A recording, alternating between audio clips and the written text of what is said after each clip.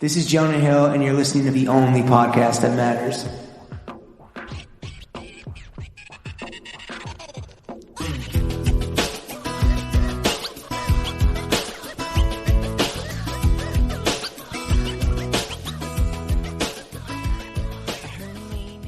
Before we hear from OG Luke Mook Larry, hit him with that ad read.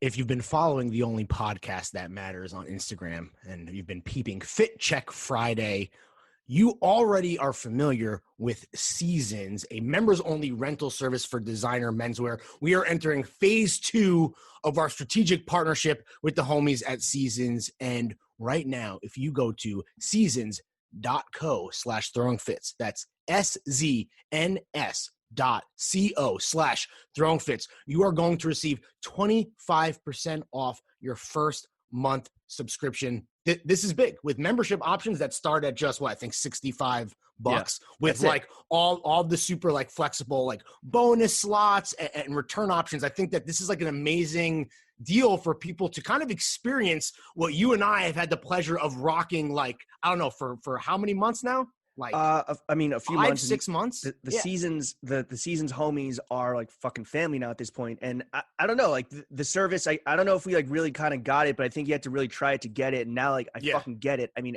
anytime a Seasons bag comes through, that one precious crumb of serotonin hits. It's New John's Day, but you're not committed to the yo, you know what it is? It's like dating versus like being in a relationship, right? So that's you can play I don't the want field. to say too much, but you can be a little slut with all these fire brands. They got Capital, Oral-E, fucking Drees, Bodie, EG, Issy. You know how much Drees I've been rocking all summer and not having to pay like $600 for a shirt? And this is and it used to, so Seasons was like in pilot and in beta in New York, which is how we kind of like linked up with them. They're kind of, like you said, they're family at this point, but Seasons has just went wide. We're out of beta. It's opening up across the United States. I'm excited for everyone to kind of, again, experience the kind of joy that we've had. Yo, I don't know about you, personally speaking, the kind of, John's enthusiast and consumer that I want to be, that I aspire to be, one who is like discerning and, who really takes his time and spends his hard-earned money like a motherfucking sniper. Seasons has really like, it's only emboldened me. And again, it's something that you have to experience for yourself to really get it, because like, I don't know about you, like I'll go to a store, I'll try something on, like that's not the same as wearing it in real, like trying in your fits, life. different contexts. Yeah, exactly. When you're taste gods such as ourselves or goddess, like our throw gang, you don't want to fucking blindly cop off the lot, right? You want to test drive that shit. So this is kind of what it allows you to do. Like you think that I'm going to just spend like $1,000 on Oral-E? No, I want to try it out first. And like you said, test out different fits. How you can hold on to it forever if you want.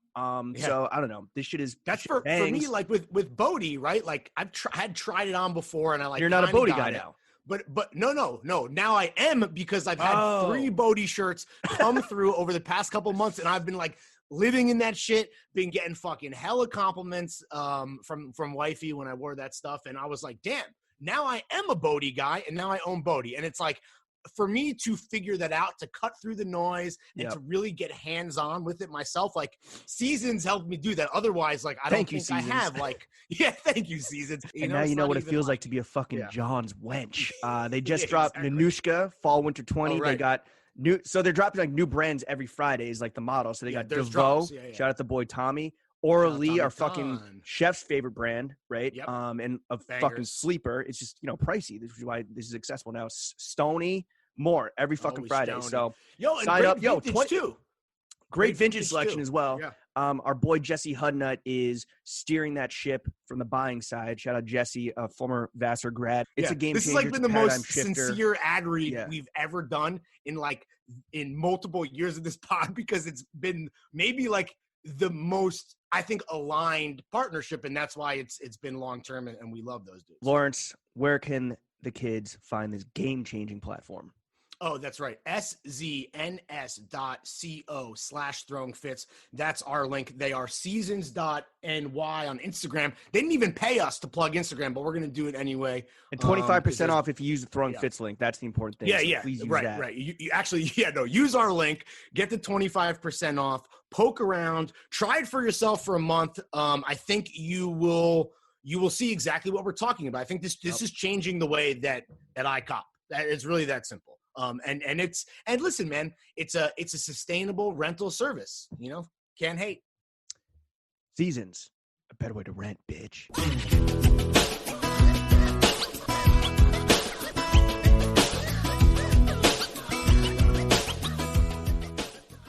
Throw Gang, we are joined by the Resell Raja, the Crowdsource King, the Maestro of Melrose, Malige of Ludlow. The Lord said, "Cop the fuck up and ye shall prosper," from the book of Luke 6:9-4:20. His Matcha Majesty, the Dachshund Don Dada.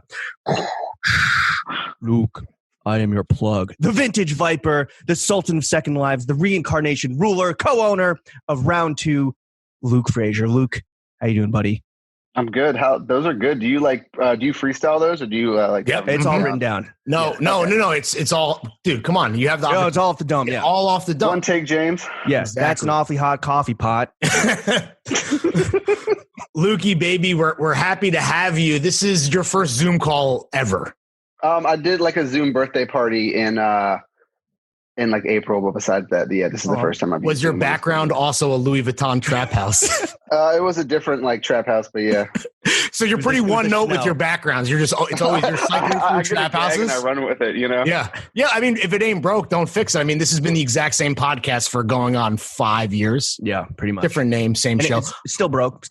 Yeah, and just like every episode, we're going to start with a fit check. Luke, we want you to walk the audience through the totality of your outfit. And people have been asking for you a lot, which I know is surprising. So I hope you... I'm very surprised. Yeah. No. So I hope you're fitted. So do you want to start top down or bottom up? The choice is yours for your fit. What do you guys prefer?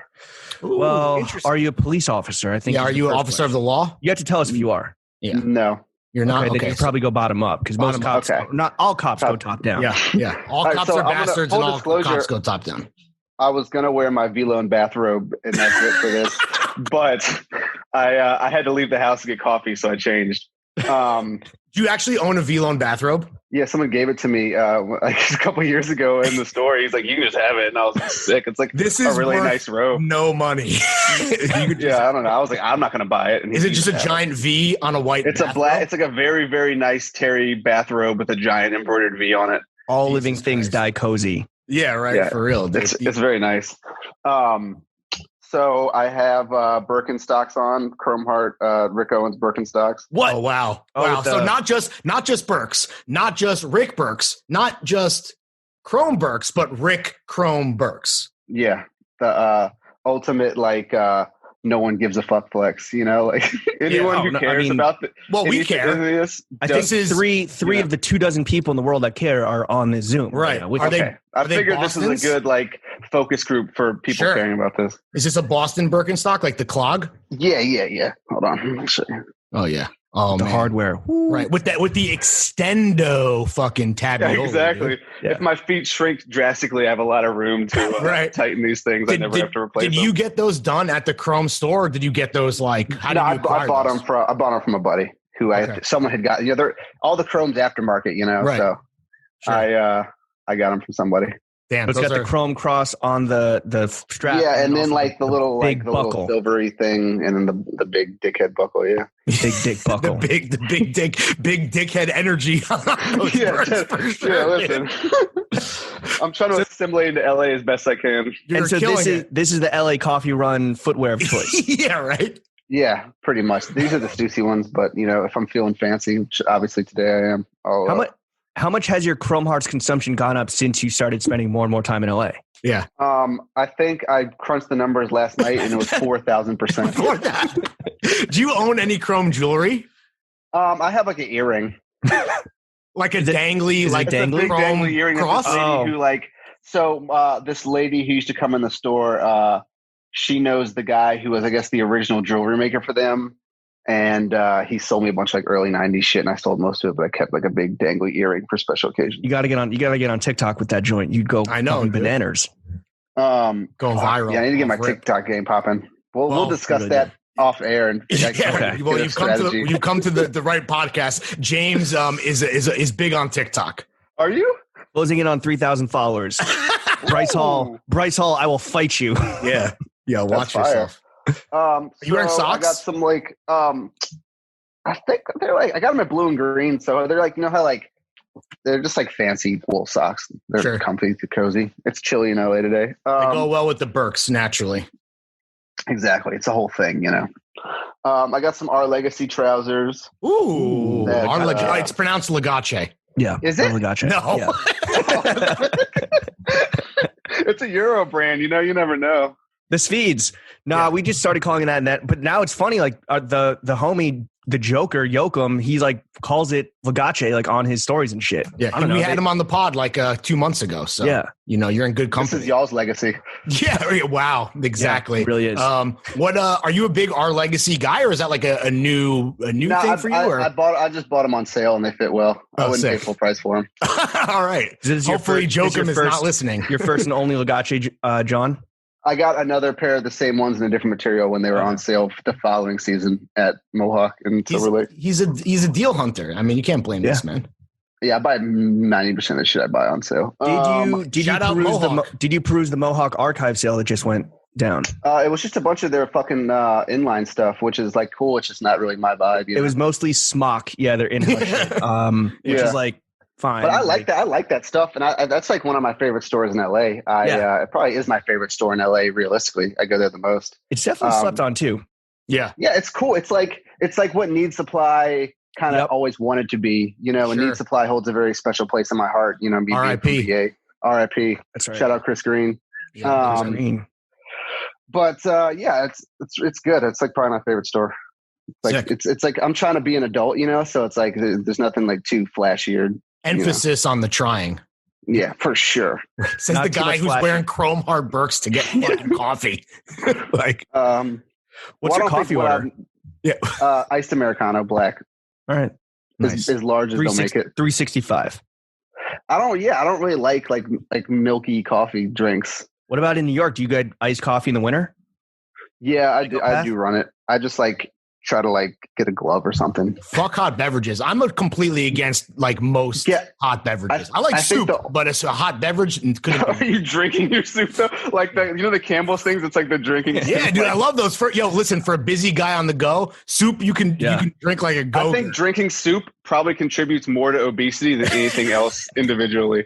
Well, if you're drinking like bacon cheddar out of a fucking tube, just throw it in the clean canteen and you're good. Yeah. Sometimes you need to wash back a double cheeseburger with a piping hot cup of fucking rock ched, dude. All right, so we got what's on the ass. Oh yeah, what's the tee under the jacket? Just a Hanes white tee from Target. Okay. Is that what are you a big basics guy like at Target where you just like grab Hanes? For as far as tees, yeah, I like how thin they are. I kind of went through like a fancy white tee stage, and it's kind of like fucking stupid. I think like $1.80. What's the most you spent on a fancy white tee? At like a Margiela, like $100. Like that? Oh, okay, like a Margiela one, and like the collar's not that good, and if you spill coffee on it, you're like stressed out. Fucked. Yeah. And this, you know, it's like $18 for 10 of them. So if I ruin one, it's just. Do you throw them away like Fat Joe after every wear? I wear them till they need to be thrown away generally, and then I throw them away. And then my girl washes them. And they sell them at round two. And then my girl washes them and wears them for I don't know how long. That's sustainability that's in action right there. Yeah, it's a circle of life. It's called upcycling. I don't know if you guys have heard of it. Got a mook. Yeah. And then the jacket. It's the Stussy CDG shit. It's like kind of like the two piece. Yeah, I was just the pants too. No, I don't like elastic band pants. It's like a little too frumpy for me. Okay. Oh, wow. Right. That's where you draw the line. Yeah. You're going to hate me. It says the guy in fucking a Hanes white tee. You got to, but I get that. It's a high-low thing, Also, first time, exactly. the people can't see this at home, and I can't really see it because the Louis Trap House is kind of shining through, but I feel like you're one of our only guests to recently be lounging while You're in repose. You're in repose like Cleopatra. You're like a Roman emperor. Laying on the bed in our guest room. Like, like laying in a bed. He's podcasting. He's laying on his chest, and he is kicking his legs behind him like a teenage girl on a phone call with the chrome hardware just dangling. Yeah. So like, I mean, here's the thing: in LA, you start doing yoga, and you just end up way more flexible than you ever imagined. Too flexible, arguably. Yeah. Are you gonna start sitting like Rick Rubin, just like feet up, crossed by your ears and shit? My man, I may reach Nirvana an hour into this podcast. Yo, I don't know. I mean that's always the goal. And then finally, Luke, walk us through the chains, the earring. Like you got you're bedazzled right now. So I have it's like a fishbone earring dangle that I bought from my man Joey in Chicago. I think it's like Torres Jewelers in Logan Square. I don't know Chicago neighborhoods, but he's the only jeweler I trust. I feel like everyone else is trying to fucking scam me. Like I fucking. Did you bust down? Did you bust down the fishbone earring? Or? No, it's just he had it like made as a charm. And I was like, can you make that into an earring? He's like, hell yeah. I'll send it. Shout out Joey, a jeweler you can trust. I got like a Jesus Malverde and then a Jesus Christ piece. So it's like my two Jesuses. Nice. The watch. And then the watch. Patek. Old Patek from like the 80s. That's a gold Patek for the people at home. Supposedly. Supposedly. Maybe. It's possible. Yeah. Might have got scammed. Unless we forget. Wait, that's a Nautilus, right? I think it's a 3800. Yeah, it's the old Nautilus. It's a lot smaller than the new ones. That might be the spiciest, not watch, timepiece that has ever been on this podcast. So well done. Definitely. Absolutely. I'm going to go change into a G-Shock. Thanks, bro. We appreciate Calculator watch. It's that high low. It's that high low, you know? And we can't forget, Luke, what are the panties? Boxers and socks, generally, it's Hanes Supreme. Boxer briefs. For sure. Okay. But I like the Hanes stuff, and then if it could be Supreme, why would you not just get the Supreme version? I mean that's kind of how I feel, and I get clowned a lot on this pod. Like, at what point are you too old to wear Supreme underwear? If there is, how old's Jason Dill? Ooh, I like that, dude. Ageless. Yeah, right. Fellas, if you're wearing Supreme Hanes, you don't got to worry about Biden's tax plan. I think the thing is, like, if you live in LA or New York, you kind of be ageless. But if you're living in like Omaha, maybe you should hang the Supreme. Hang with the rafters. Yeah. Okay. Like if you're like somewhere random, people are just like, "What the fuck are you doing?" But here, she's like, "Oh yeah, hang on, Supreme boxes." I love that. All right. Is that a complete fit check? That is a complete fit check. Are you drinking on anything? Are you sipping on anything? You had your coffee. Okay. Yeah, Americano. Generally, it takes about 4 hours to drink one of these, but I can get through it. That's a big fucking. It's a marathon, not a sprint, man. Exactly. Thank you. I could just fill back shots of espresso if I wanted to. Luke, let's get into the meat and potatoes of this podcast. As you may or may not be aware, the three main subjects of this podcast, the only podcast that matters, are money. Okay. Okay. Thank you for it's money is the first one. Ka-ching. All right. Second, meats and cheeks. Mm-hmm. Yeah, that's sucking and fucking like you read about. Dead ass. And most importantly, Jimmy, Larry, the goddamn motherfucking boys, ourselves. Yeah. And we're going to start with what's important ourselves. And 2 hours from now or so, we'll start talking about you and what you do and everything. Cool. So Lawrence and I, we have, for the most part, and I think one of the unheralded, feats of this podcast is we've like kind of been able to extract ourselves and unplug ourselves from the ongoing hype cycle. Yeah. So we're kind of like out of touch when it comes to like hypebeast culture and like the world that you're in. So I guess like I'm just curious, like what is a hypebeast in late 2020 heading into 21? What do they look like? What do they act like? What do they smell like? Yeah. When you interface with these gremlins, what are we talking about? Well, the problem is like I'm not in the store as much as I should be, and I'm doing a lot of work in the office, so I'm not as plugged in as I once was. I think like when I think of hypebeast, just in my head, you still think of like a 14-year-old, no matter what era we're in, right? Sure. Like, but I just think that this whole someone who's young and stupid, regardless of the exact time. Yeah, but this whole like culture, hype, clothing, the stuff that is associated with hypebeats, what Supreme, Palace, Bape, all this stuff is just becoming, I think, more and more mainstream and more ubiquitous. So it's like there was a time when you could kind of tell who was into it by just looking at them, even if they didn't have the clothes on. But now it's like kind of everyone's into it. And so I think it's like kind of permeated the mainstream a lot more. So it's like, it's a lot harder to, kind of say what one to generalize or whatever. Person, exactly. Because it's just become such a mainstream thing. Like it was a niche thing when we first opened, streetwear and hypebeast culture was kind of a niche thing all throughout my teens and 20s. And it was something you could kind of like give people the nod to in the street. And like, you didn't have to like talk, but you knew what it was. And now it's just like, Travis Scott did fucking McDonald's. Like my mom knows who Travis Scott is, right. Like that. So it's like, it's hard to generalize that now. I just think it's like that anyone who is hip and into clothing, like it could be someone who's super hip and loves the history of Supreme and skating, or it could be someone who was wearing a Cookie Monster fitted 10 years ago, like these fucking, right. It could go either way. Do you like the democratization? Or are you like afraid that the things you love are kind of like, you can't control them anymore and hang on to them? I don't fucking love anything anymore. Like it's like so hard not to be jaded doing this for a living. But I mean, I love the democratization of it. I mean, I think that's been a huge tenet of round two as a whole since we started, was like being the place that people could walk into and not feel like they're being cool guyed by the employees, or they're not like too lame to walk into. Cause I remember, being a kid from Virginia and going up to New York and like trying to go into A-Life or one of those stores. Like you feel like a fucking dickhead, you're like, no way I'm cool enough to do this. So like we always kind of made it a point of round two to like, be as as embracing to everyone as we can. And if a kid walks in and doesn't know anything about it or wants to learn, like we're there to educate them, not fucking sun them about it. Not gatekeepers. No, not at all. We're just trying to like, and I'm sure people hate us for that or like, think that it's whack, but it's like at the end of the day, I think fucking gatekeeping and like being rude to people because they don't know shit is whack in itself, How do you kind of keep yourself personally from falling into like jadedness? Because this is something Lawrence and I also struggle with, where it's like, how do you not just become a fucking hater? Like, I don't think I have been able to do that. I think I'm a fucking hater. You do not have the answers. Luke, do you have the answers?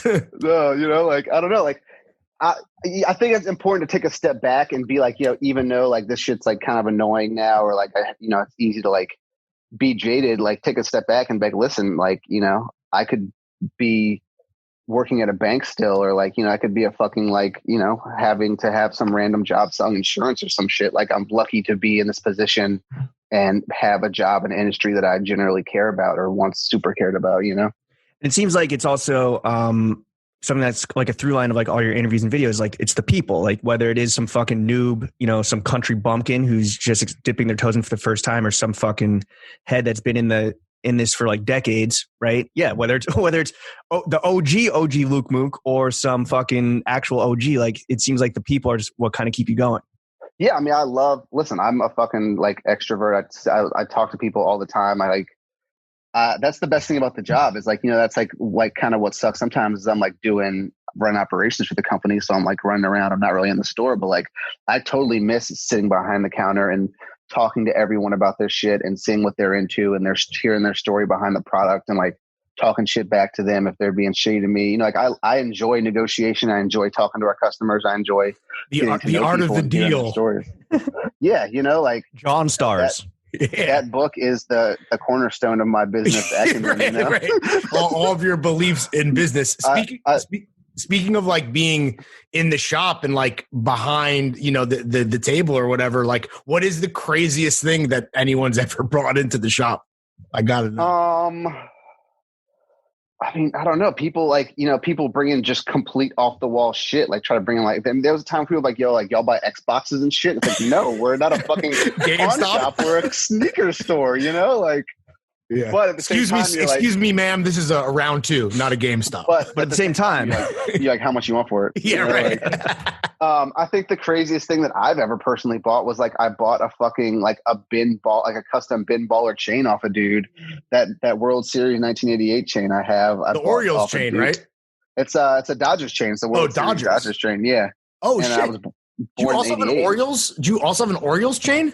Nah, it's the Dodgers. Oh, it's Dodgers. Okay, got it. Is that something? Is that something you want to keep for yourself since that's your birth year? I bought that shit for myself. Yeah, I just got gave money in my pocket. What if you don't mind us asking, how much was the Dodgers chain? I think I paid him like $2,000 for like a very nice bust down chain and the chain itself. Yeah. Wow. Was this man just like, had this person just fallen on hard times? I think so. Like he like, bro, I don't know his story, but he had bought it was Kirk Gibson ago, and he sold us a bunch of like designer sneakers and shit too. And I kind of like rolled it into the deal where I got it a lot cheaper than I probably could have by itself. But I was like, here's X amount for everything. And then we FaceTime Ben. We're like, is this real? He's like, I remember making that chain like 5 years ago. Yeah. Like, oh shit. You still have it? Yeah. All right, because I don't know why I thought in my mind like it would have been somebody who like was on the World Series winning team, like they didn't get it. Nah, it was just some dude who like loved LA, you know, like, right? Just a homie, shit, like just a teenage Ben Baller making chains for the '88 Dodgers.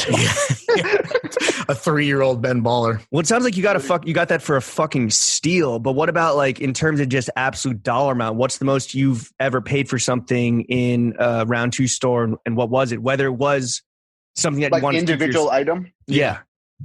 Fuck, I don't even know. Like, you know, we pay thousands of dollars for shoes all the time, but I don't think there's any one thing that we're like. Because here's the thing: is like we're also not in really the business of like being a Flight Club or a super high end like StockX, where like people are like, I want $20,000 for my Dior Jordans. You're like, that's tight. Like, take them shit somewhere else. You know, like right. Leo. Because at the end of the day, our business model is based on volume. You know, so it's like.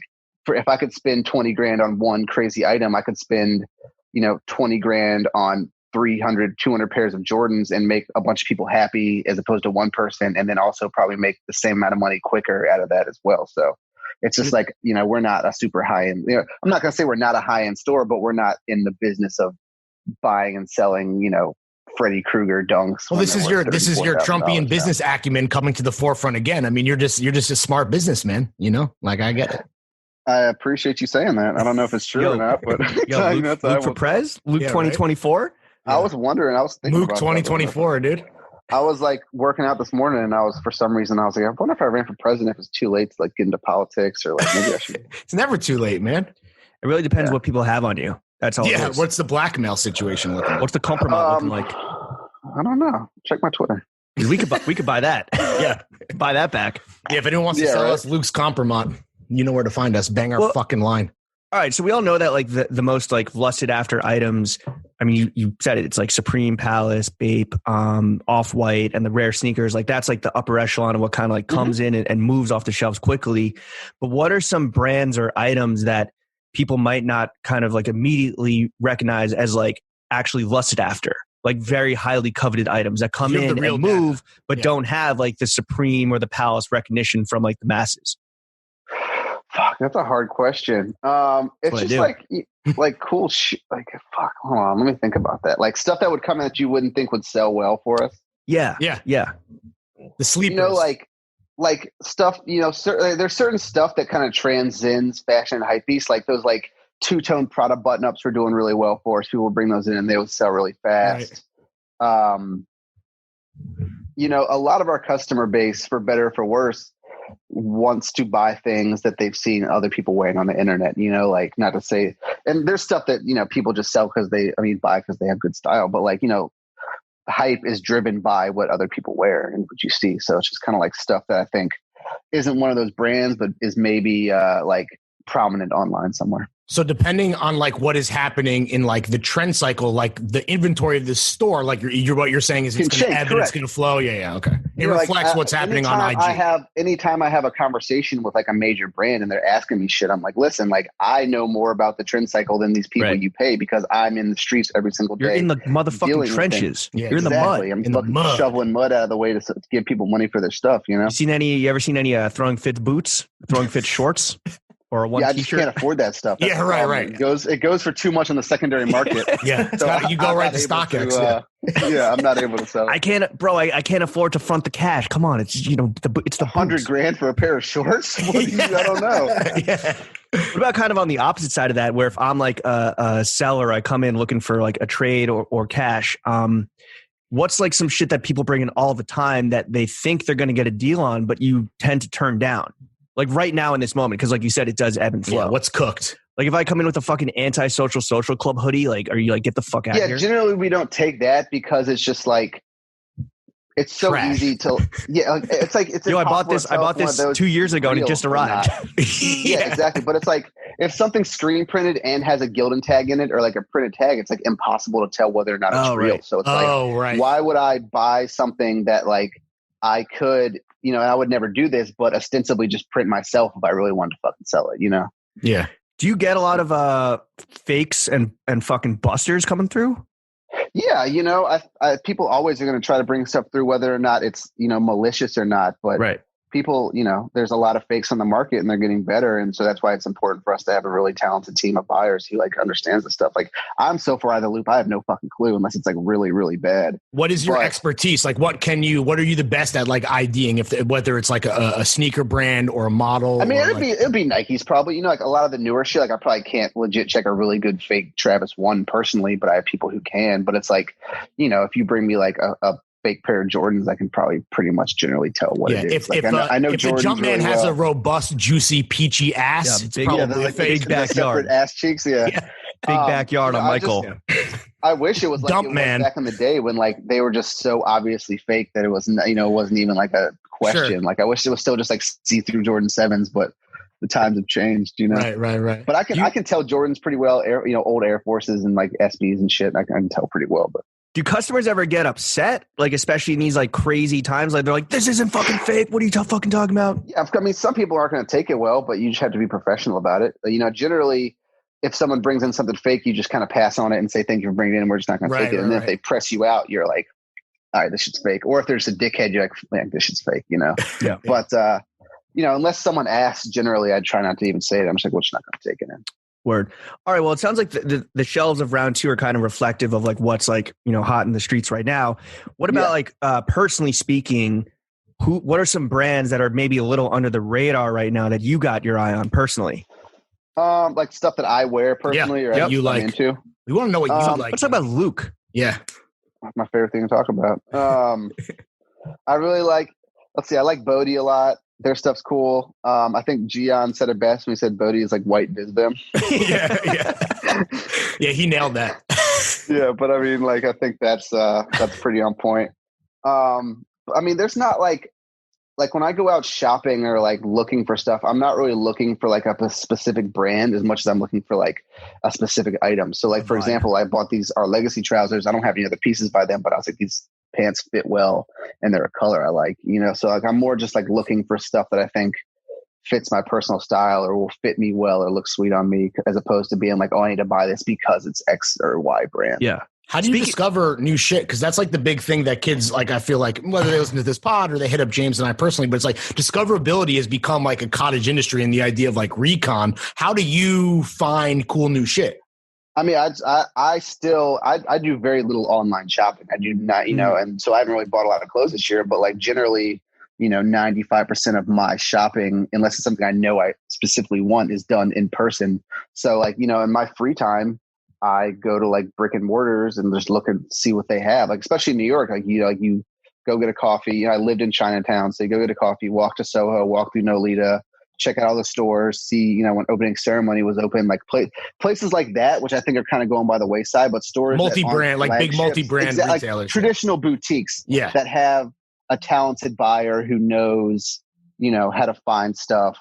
Like a guy like Chris Green, for example, who knows how to find new brands. He's at Paris Fashion Week, talking to showrooms and shit, and just seeing what stores have, seeing their buys, and seeing what items look good compared to what I may want. What are your go-tos in New York? Because we get this all the time. And let's do New York and LA maybe. I don't know anymore. Right. That's OC was probably my biggest go-to because they always had crazy shit. They always had a bunch of cool shit on sale. I was thinking about it, what multi-brand stores are in New York anymore? OC, I think got for maybe our audience a little wacky, but they always were about the small brands and the I mean, listen, it was full of wonky kind of fashion-y kid shit, but that's not necessarily my steez. You just kind of got to look through that. Sure, there's a jacket with wings on it. Do the work. But go through the racks and there's also going to be nice pants and shit in there, Yeah. But I don't think are there any really crazy boutiques in New York right now? I mean, I was thinking about it. Nepenthes, if it counts, but those are all brands under the Nepenthes umbrella. Yeah, it's just Dover BG Street, and Needles, right? Yeah, and a few others. South to West 8. Yeah, I don't know anything about that. Arts and Education. Yes. Dover Street, which you guys have. Yeah, I mean, obviously DSM's amazing, but that that's also a lot of the time Dover Street's a little higher end than I want to pay for because they don't have a sales section. I think that Dover Street sells, I'm trying to buy on sale. I also really like Barney. Marnie on me. Yeah, That is a shout out I Pluto, heard this baby Future Pluto. song. I heard this Future song, and now I really like Marnie. Yeah, now you fuck with Marnie. Like I got Marnie on me. Yeah, now you got it. Yeah. But I think they have the best pants. Look, I've been wearing their pants for a while. But like, especially in New York, like it's hard because I think there's so many flagships. It's like hard for a store to get like doors, you know, like because there's like exclusivity. That's why I really like Chicago, because it's a big enough city where they have cool shit and people are hip. So when I go to these like boutiques like Notre, and I forget the other ones, but like I'll go there and they have really good buys of really good brands that you don't normally see together. And I'm like, oh, it's because no one has a flagship here. So yeah, I mean that's kind of you love to see it where like these small brands are in control of their whole like retail experience. Like I don't know, we had on Antonio, right? And 18 East now has their own shop. Andrew at 316, Bodie has their own shop. So it's kind of like you love to see it, but then it is also like, yeah, like where is the, you know, the Chris Greens of the world, where are they like really gathering and kind of like applying their eye to like the overall landscape? Yeah, the way that you shop or the way that you discover stuff, that might be like, unfortunately, that could be a way of the past, you know? And because it's like I don't have, you know, it's like it's a 6-hour thing going to everyone's boutique, you know, like unless they're all on Howard Street, which they're not, you know, like I live next to the Bodie store in New York, so besides that, it's a kind of a pain to go anywhere. You mentioned Gian, and Gian, we had to ask him this because it's like we were like, how do you describe your personal style? Because the only way we can describe his personal style is indescribable. And I feel like you kind of fit that same mold where you bounce between so many kind of like gray areas. Like you're not pinned down. So like, how would you, Lucas Fraser, how would you describe your personal style? Oh, okay. Gian's gonna be mad, but I would describe his style as wearing the stuff that people send him. Okay. Yes. So that's in a really well curated way. So you nailed that. But what about you? Yeah. Luke. My style? I mean, recently, like, I don't know, like, I think the high-low shit is a good way to describe it. You know, like, I'm super into vintage tees and shit, but, like, just trousers. Like, I don't know. I just, like, am trying to dress like I think a 30-year-old white guy should actually dress at this point, you know? Like, so your age is becoming a factor, is what you're saying. Yeah, I don't want to fucking be like, I was at Glendale a couple of days ago, and there was like a grown-ass, like 45-year-old man wearing like an essential sweatsuit, you know? And I was like, Jesus Christ. Like, I told my girl, I was like, if you ever see me wearing something like this, like, fucking tell me. Like, do not let me outside looking like this. Like, what does she think of your swag? What does your girl think of your personal style? We have a theory on the show that like that's how you know that your fit or a piece is fire is if your significant other tells you that it's fucking trash. So I'm wondering, what does she think of your? I would think that her take on my personal style is stop asking me how you look. That's fair. That plays. Yeah. Are you know like? Yeah. Are you don't give a shit at all? Is she your go-to barometer? Like, are you insecure about your fits and your style? I mean, you know, I just always ask her, like, does this look good on me? Because it's sometimes hard to tell, you know, like I'm always kind of experimenting with like silhouettes and shit unless it's something I know fits me well. So it's like, are these pants too wide? Like, gotcha. Right. So for you, it is like a physical, tangible thing of like the fit versus like a loudness of something aesthetically. It's more about like I'm trying to get away from super loud pattern, crazy shit, you know? So like personally, it's way more about the fit now and like the materials. Like when I shop, like they tell you to put on gloves at DSM and I never put them on because I want to feel every single item. Like the way I shop is like, yeah, exactly. I cough and I, blow your nose into the pants. Yeah, no, but like when I shop, I touch every item in the store generally because I want to feel how the items feel. You're a tactile guy. Yeah, exactly. I guess like, you know, obviously you're not a hype beast. I think that Lawrence and I, the way that we would describe ourselves and a lot of our audience is John's enthusiast. And I think that's what you are, where it's like not subscribing to like a specific image or brand loyalty. It's about just enthusiasm for the overall for John's gear. World and gear. And, the fact that you're kind of bouncing around LA and New York, maybe not so much right now, but you were pre-pandemic. I feel like if anyone have great perspective on the difference maybe between the New York City John's enthusiast and the LA John's enthusiast. I just want to hear from you like what the main differences are between the two. It's like I feel like the line between them has been kind of blurred. Like it's a lot more homogeneous just with the internet and how much people travel back and forth now. Like I feel like for a long time it was like you're an LA person or a New York person, but now there are a lot of people who are spending time in both. But you feel like one or the other yourself? I don't know. I'm from fucking Virginia, bro. Like, I'm like, I can't. I don't feel. Ain't nothing to do but cop. You're from the Louis V trap house, bro. Yeah, I don't really feel comfortable claiming either city. Sure. Like I'm lucky to be able to have a lifestyle that allows me to live in both or either. Like at any time. So. Do you still see in our mind's eye, the LA guy is like big fucking brunch hat from H&M, the butt wipe tee that like the scoop tee, scalloped hem. So that's Chelsea not boots, skinny jeans. Yeah, I think jacket and hot, but they're hot. So sexy. The differentiation isn't between the cities; it's between the neighborhoods in the cities, right? So that's like an older Silver Lake guy, kind of, like he's maybe wearing like a denim kimono over his long, like essentials scoop tee with a zipper on the side. Right. He's with a girl who is ostensibly much more attractive than him. He's probably driving like an old Bronco. And then I would say there's also like the West Hollywood fuckboy, which is like chrome hearts. Sure. Big off-white tee, like maybe wearing a Miri. Dior is a heavy hitter now. And then, which one of these two are you? Which one of these two are you? I'm like a Miri with the brunch hat. Right. You're Voltron. You're the Voltron of every bad trend. It cannot be contained. Yeah. I got some Chelsea boots with the bandanas on them. Oh, hell yes.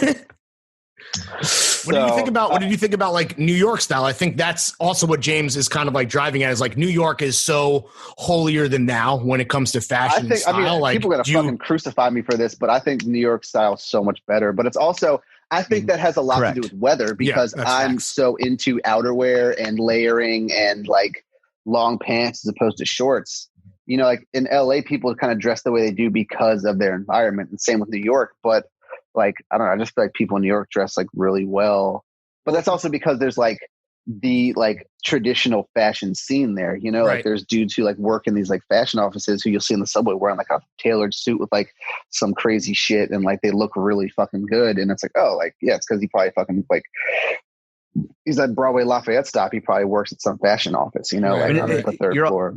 You're also like on your seen, you're on the street, you're walking, you're not just in your car, like you don't go from exactly. So there's a reason to be seen, and if you don't have a car, you're going to spend your money elsewhere. Generally, it's going to be partly rent in New York, but it's also like, like you're exactly, you're outside, you want to be seen. So it's like people have way nicer cars in LA, and I think they have nicer clothes in New York generally. Well, I think you're going to be on the history will show that you were on the right side of justice here. So thank you for your service. That was the correct answer. Yo, I think something was surprising, or not surprising, but like is always pops up, is like the relationship that Round 2 has with so many cool celebrities. You guys get celebs popping through all the fucking time. What celeb has spent the most money at Round 2? Yeah. Who's the biggest hitter? Probably Yachty. Yeah. He's also like the nicest rapper ever. He's like, there are people who spend a lot of money but aren't necessarily like enjoyable to be around, but he's like such a genuinely nice, enjoyable guy who like takes the time to like learn people's names and just like talk to you like a regular person would, as opposed to like, obviously he's fucking famous and has to like turn down pictures or whatever else. But like, when I see him, it's like he's a very like sweet, nice, down to earth guy. And I think Yachty is like the perfect example of what we talk about, like the John's enthusiasm. Like Yachty loves gear. He loves the stories behind that stuff. Like he really gives a shit. It's not about flexing on IG. You can kind of like, you could tell. You can bring him a piece and explain like, oh, this is like Nego era Babe, and he'll be into it, as opposed to just like what brand new Babe tees do you have? Like he actually gets it in the way that we do. And I think that's why we're able to like forge a tangible connection with him. What's the most he's ever spent in one visit? I don't know. I don't know if you'd want me to say that either way. It's got to be like $1 million. I think one time he spent $4 million in one sitting. Chuck, clip that out. We're gonna put that on Instagram. Make sure you tag Luke and Lil Yachty. Are there any other? I was gonna say celebrities, but I know we're basically talking about rappers. Has anyone approached Yachty's kind of like customer loyalty to you guys that like has come through a bunch? Not really. I mean, I think, during the Supreme era, Cardi and like a lot more rappers were kind of into it. Now I think rappers just like kind of want Dior. Like, generally mainstream rappers just want designer shit, right. Like it's just kind of like things have shifted away from streetwear a little bit. Also, we don't sell capital really. So circling back, capital sells really well for us. Actually, it's a brand you wouldn't expect, but capital sells really well. Yeah. Well, like the bandana stuff or like the woven vest, just generally it's like the Boro. Re-answering that question you asked me earlier, stuff that you generally can't find secondhand or cheap, like capital does well for us that you wouldn't expect it to. So like, that's probably the best example of it. But yeah, stuff that like, you don't normally see secondhand, or if you do see it secondhand, it's super expensive on Grailed. Right. Does well in the store for us for sure. Interesting. Well, besides Yachty, who obviously is like a cool guy and like true and blue John's enthusiast, have there been any celebrities, and this is Lawrence's question, any asshole customer celebrities that have come through that you want to just put on blast right now by name? Yeah. I don't want to put anyone on blast, but yeah, they're fucking. You generally, from my experience, a lot of athletes are a lot more arrogant than rappers. Really? Yeah.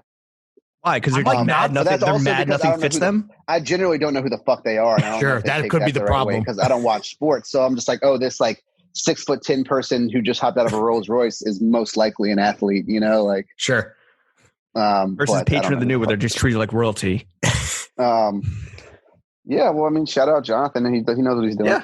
For real. I mean, we talked about what are the multi-brand retailers still open in New York. There you go. Patron of the new. It's a short list for a fucking reason. Patron doesn't necessarily have a buy that fits my personal style. No, of course. I mean, I don't think it fits anyone on this. I have a ton of respect for what he does. My favorite thing about Patron is it's still merchandised like a random store from New York from like the 90s, like for as nice as it is, it's not merchandised that well. They still have the same racks that like a store in Harlem would have, selling like a Nietzsche and shit. So like, it's really funny to me. Like, It is a unique mix of like method and madness, and I think that's what is kind of like appeals to a lot of people because Patron is killing it. It's a very uniquely New York-esque experience, and I think that does very well for him. It's down to how it's merchandised and everything. Right.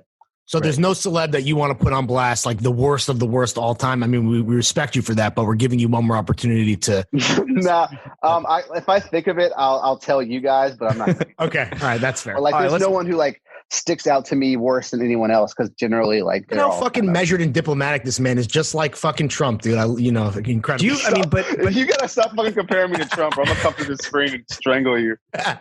But do you typically not like dealing with the celebrities because except for the rare instances like Yachty, they're just like, yo, I just want give me two of your most expensive everything versus like kids that come in. I generally don't deal with them. I just be like, hey, I talk to like one of my best sales associates, like, can you please take care of this person? And then also they can't ask me for a discount if I'm not there, Sure. That's true. Right. Absolutely. So all right, let's get off. I don't know. I'm not the boss. That's what I tell my employee, Let's get off these fucking megalomaniac assholes and take it back to your favorite person. Off? Yeah, I was gonna say. Let's get back to our megalomaniac asshole, Luke. Yeah. What's been your most outlandish, not most expensive, but your most outlandish, ridiculous, absurd purchase this year in 2020? Yeah, Quar got you acting up. Yeah, Quar got 2020. Okay, because I have like an all-time one, but that's. Let's do this year and then we'll do all time. No, please let us know all time as well. You're gonna fucking get this. I think probably those fucking Burks, Yeah. But I also just traded a bunch of shit for those to my homie. But to me, that's still a purchase. I've really tried to like tone down the shopping. I think not being in New York has been very helpful with that because it's a lot easier to go shopping in New York. But I was just like, oh, like there's a fucking global pandemic and people like I just need to stop shopping. There's no point. Yeah. Right. All right. Fair enough. But what about, so pre-pandemic, pre-social? My most outrageous was accidental. So I remember one time I had an eBay cart and I had put these like rabbit ear Chanel earmuffs in my cart, but I wasn't meaning to check out them. And I bought a bunch of other shit. And I was like, why is this cart $2,000? Why did I just check out for $2,000 more than I thought I did? And I bought those fucking Chanel earmuffs. And then the dude wouldn't respond to me when I asked him for a refund. Oh no. Where are they now?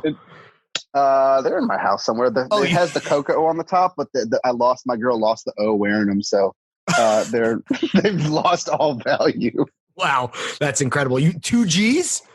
Yeah. I mean, they're not even worth that. Probably what goes around comes around. They're probably like $800, but I just like, damn, bro. eBay prices. Yeah.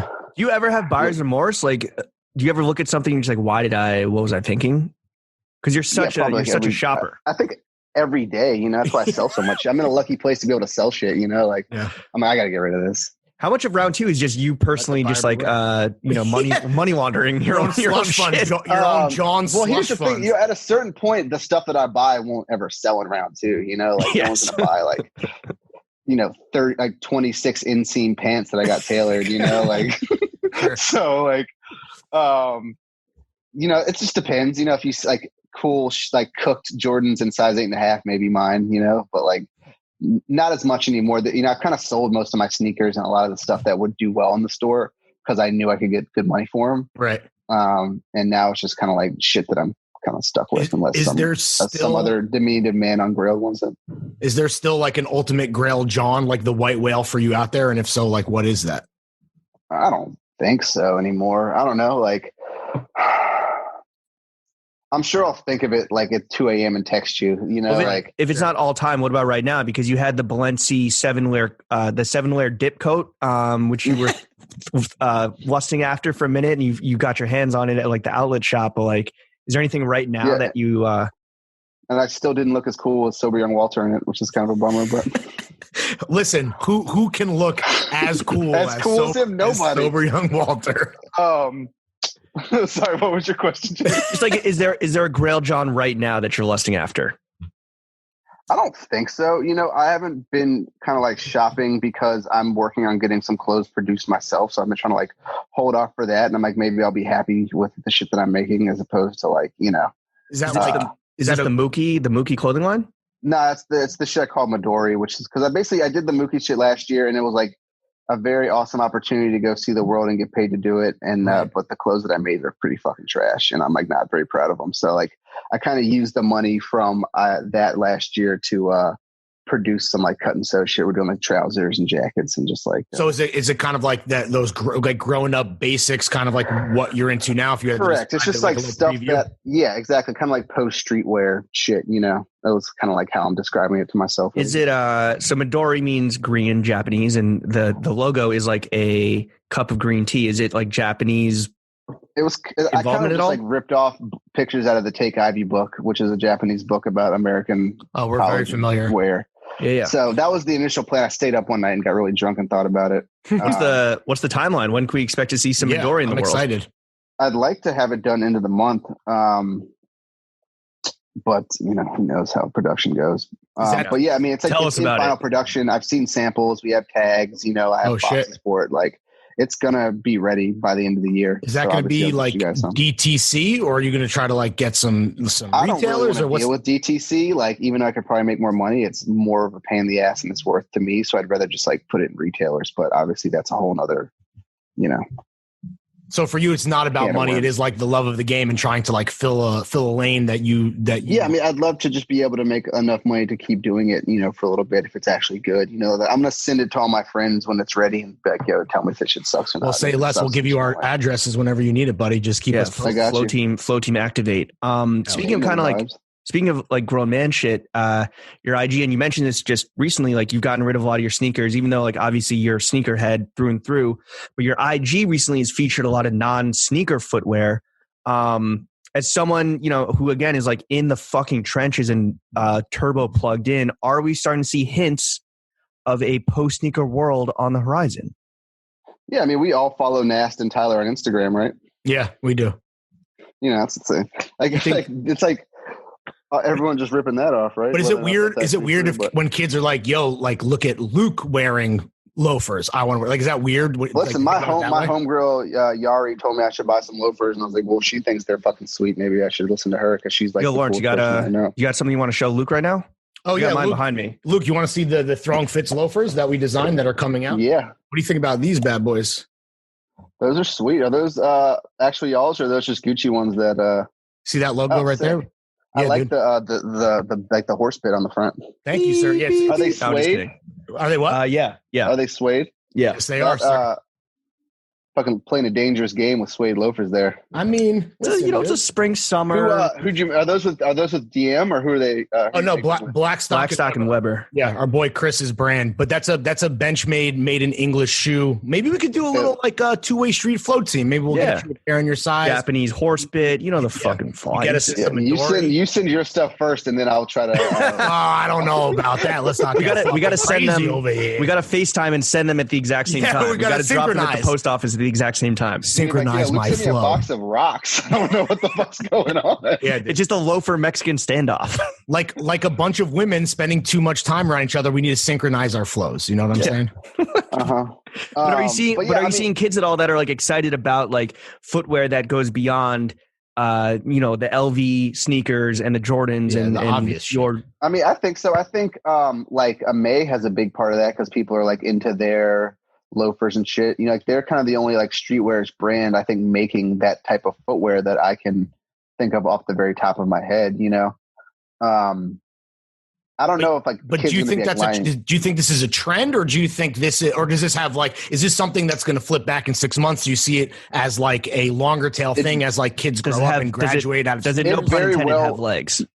It very well may be a trend for most people, but like I said, I'm getting older, so I'm like, fuck it, I'm sticking with this. I'm gonna die on this hill now. Well, I think part of it is a generation of guys who are into gear, like kind of growing up a bit. I mean, you know, obviously not that James and I are like old, but you know, this is stuff that, I mean, we are to be fair, but I think there's like a younger kid, maybe even like, 5 or 10 years younger than all of us that like, is like, oh shit, I'm like outgrowing sneakers that look like they were made for babies. You know what I'm saying? But like, it's getting tired of catching an L every single Saturday.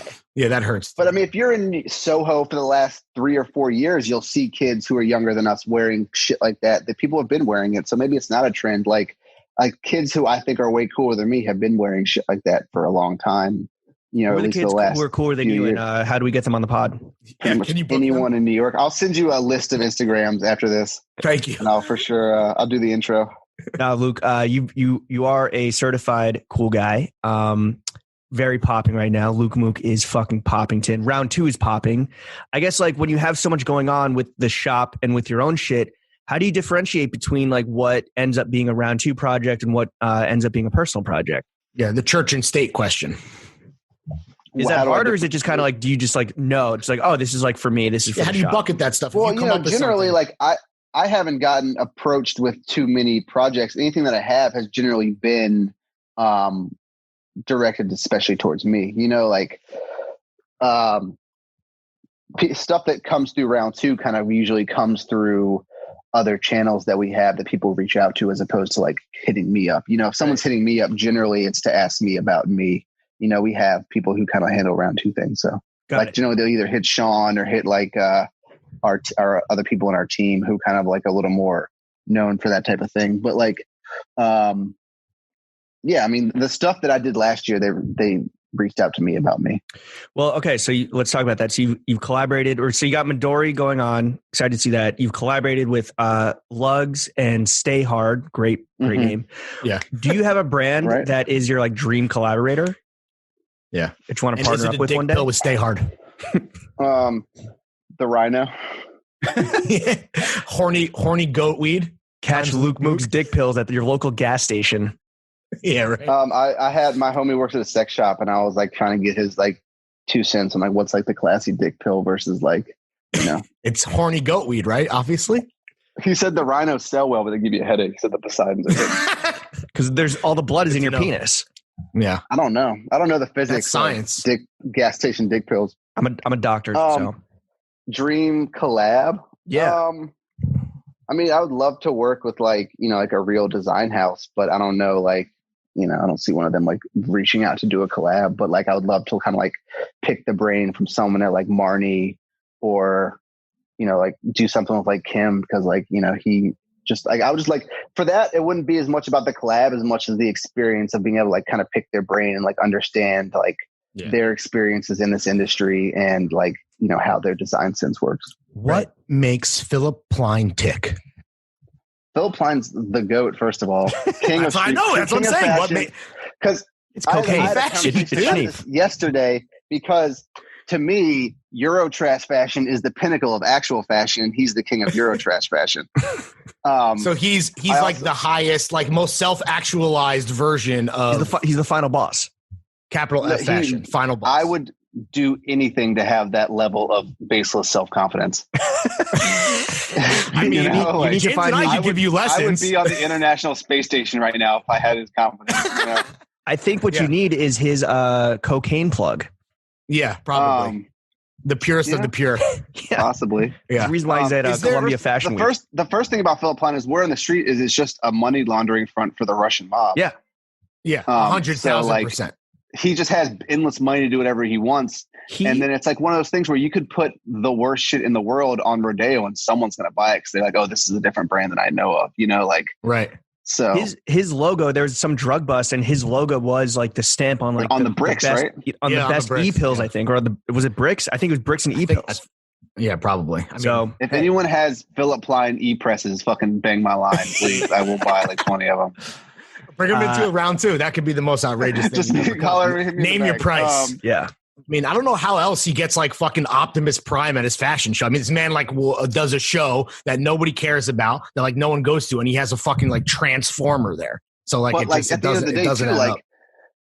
You know, the reason that people with good taste have good taste is because there's tons of people with bad taste to offset, you know, to make them look good. So like, I think he's kind of there for the masses of people who have no taste, but have money to burn and just want to be as gaudy as possible. Right. And have something that's not, I think it's like for the person who's like, the dark and the light balance out. I need to be gaudy.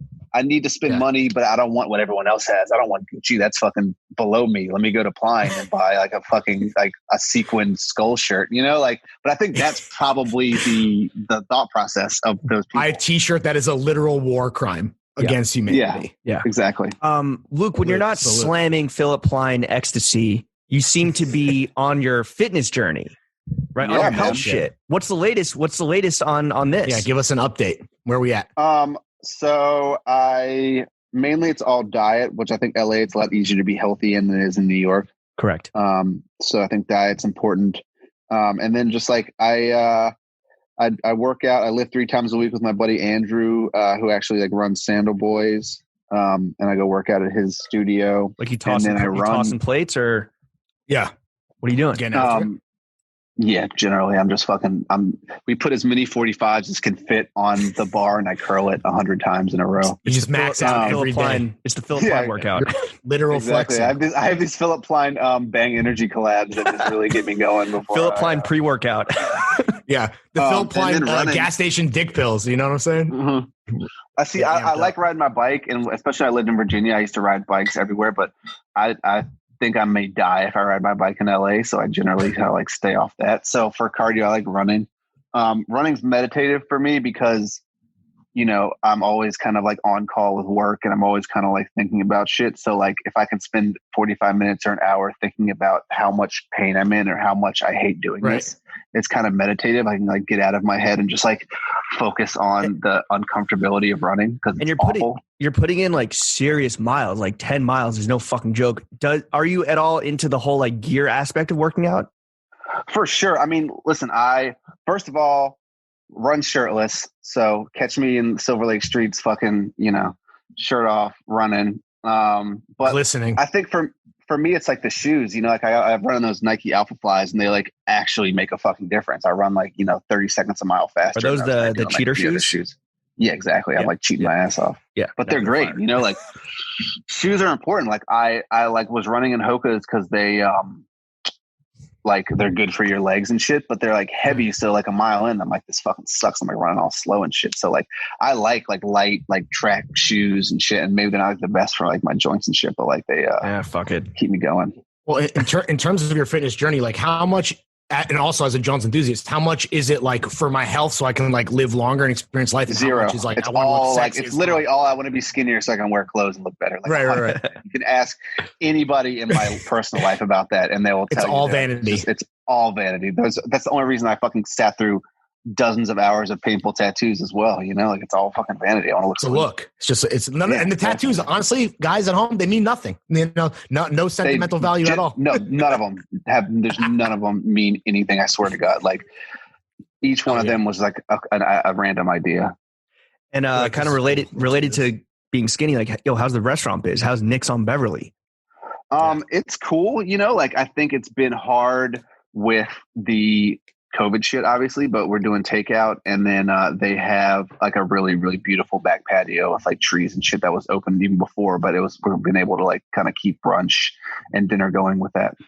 And are you vegan or? I'm not a vegan at all, but that food is so, it's like actually good enough where I'll eat it. So it's like, like, I'm not trying to bash on vegan food, but there are a couple like restaurants in LA that are vegan that are good enough that like I would send non-vegan people to, just because they're like actually. I do think is one of them. The LA baseline of just like regular weeknight dinner is both in terms of like health options and just like casual options much higher than New York. In New York, everything is like a whole experience. Listen, are you ready for the hot take of the century? Please. I think New York is the most overrated food city in the world, probably. I mean, I think New York. This is coming from a man. This is coming from a man that lives in Chinatown, the best food neighborhood in the city. Yeah, it's amazing. I think LA is probably the best food city I've ever been in the world. I mean, like, sure, Japan is like Tokyo and shit's great, but like for everything that I want, like really good Thai food, good healthy food, amazing like Mexican tacos. Like there's good Chinese. Yeah, food I mean Mexican you can't eat. All right, well, there's good Chinese. There's Chinese food that rivals New York though, and like in the SGV because there's a huge Chinese community out there. So like anything you really want is in LA, and I don't know, like. Obviously, I never like went to Queens to go eat, but that was like an hour on the train, so I was never going to do that to begin with. That's my experience. If you want LA level Mexican food, you have to go like way out into Brooklyn or way out into Queens. What I was always told, but I'm just like that's not my vibe, right. It's unrealistic. And that's not to say that I'm not down to go to Queens. I'm not willing to take the train for an hour to go. Versus driving 15 minutes to like whatever fucking fire. Exactly, You say that, but you say that LA dining is overrated. But my man, have you ever been to a little hole in the wall called Carbone? James, you said LA, you mean New York. Yeah, I listen. I love Carbone. I love Sadel's. Shout out Major Food Group. Bang my line. If you need we Major Food Group. Has the John's business taught you anything about the food business and like co-owning a restaurant? Like, are there parallels like customer service? I don't know. I don't know anything. I think I know how to market well and I know how to like brand well. But like for Nick's especially, it was kind of all already done. Obviously we'll do what we can to help market it, but like we're not there to kind of push that along. We're just investors, really. Do you like being the face? Because you talked about before, like, deals coming in, people wanting to work with Round 2, that goes through certain channels and certain guys. People want to work with Luke. They obviously hit you up directly. Do you want to be or aspire to be like more of a face and more out there? Do you feel you're at like the perfect level? Because like you're well known. Like I said, people want you to be on the pod, but you're not like nuclear even in the fashion space. Like what is that? Yeah, I mean, listen, Sean's super well known because of everything he's done. He's a super talented designer and people love him for it. Like I don't have 1 million Instagram followers, but I'm happy. I'm happy with where I am. Like I think there are pros and cons of being more in the public eye.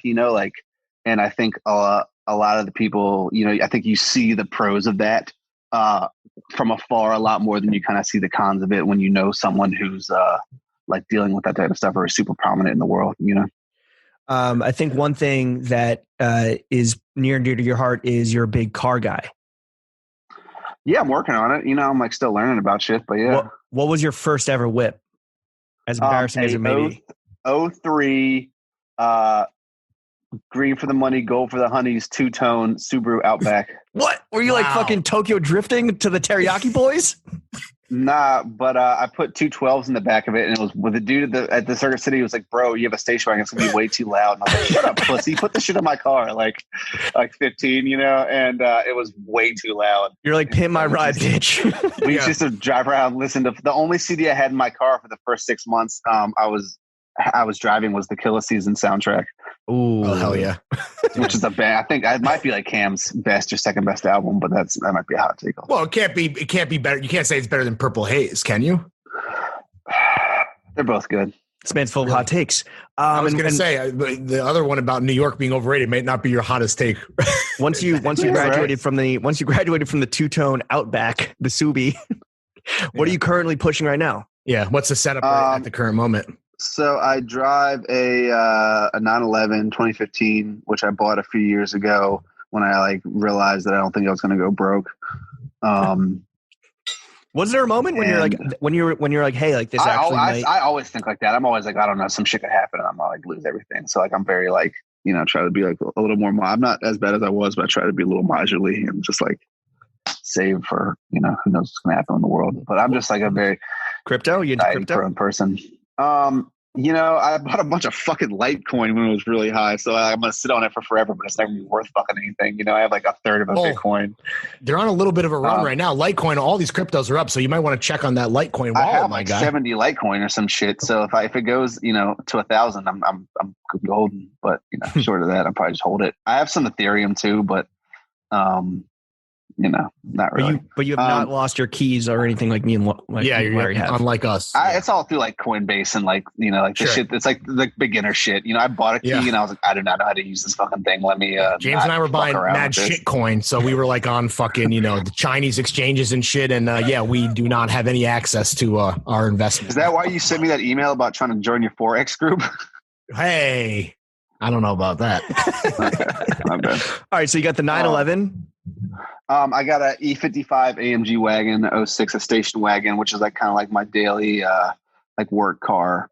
And my buddy Ali from Undefeated on La Brea Legend, he's super into cars, so he's kind of like my OG when it comes to all that, and kind of like helps me like navigate this world that I don't really know shit about. And I mean, the Outback, the Benz. Like, do you like me think that the station wagon is the GOAT? Silhouette.